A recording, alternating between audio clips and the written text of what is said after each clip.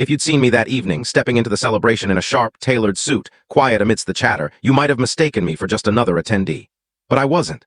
I was the daughter nobody invited. At my father's 70th birthday bash, with over 100 guests watching, he lifted his glass and declared, "You're not my flesh and blood, so I left your name out of the will." The crowd burst into laughter. Not me. I walked to the main table, composed, steady. I set down my gift, a single document, and tore it in two, then again and again. He laughed at first until he realized what it was. When he pieced it back together, his face drained of color. That's when it hit him. The child he'd dismissed was the one who'd built everything he ever dreamed of. And that gift, he'd regret losing it forever. I grew up believing I was special. That's what my mom, Evelyn, always told me. "You didn't grow in my womb, Emma," she'd say, tucking my hair behind my ear at bedtime, "but you grew in my soul." As a kid, I clung to those words like a cherished secret. My dad, Richard Carter, was a prominent banker in Sacramento, reserved, strict. But I'd catch him grinning when I brought home perfect report cards. We weren't wealthy, but I had a pink bicycle with a wicker basket, a bunk bed with star-shaped nightlights, and Sunday waffles that smelled of cinnamon and warmth.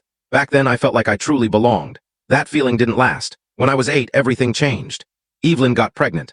I remember sitting on a hospital bench, gripping a plush giraffe they gave me as a big sister present, waiting to meet the new baby. But when Nathan arrived, the world's axis shifted and I was left adrift. Suddenly, everything revolved around him, his cries, his feedings, his first steps. I told myself it was normal. He was a baby after all. But the gap widened. At school pickup, I'd rush to the car, waving a drawing I'd made. "Look, Mom." She'd glance briefly, then turn back to Nathan in his car seat, cooing over his babbling. One night, I overheard my dad mutter as I spilled milk at dinner. "She's not even ours," he said, scrubbing the table harshly. He didn't know I heard, but I did, and those words stuck with me. After that, the warmth faded. Bedtime stories vanished. My awards were shoved into drawers while Nathan's scribbled drawings were displayed proudly. I became the helper, the babysitter, the unseen big sister who didn't need attention. I tried so hard, cooking, cleaning, crafting birthday cards with sparkly glue. But no matter what I did, love felt like something always just out of reach. Eventually, I stopped trying. By 15, I understood. Being adopted didn't make me chosen, it made me expendable. That truth settled deep, quiet, and cold. But I didn't lash out, I didn't rebel, I planned, I studied, I saved. I vowed to create a life so remarkable they'd regret overlooking me. One day, they'd see. I left home the day I turned 18. No celebration, no farewell, just a quiet breakfast with stale toast on a cracked plate and the rustle of my dad's newspaper.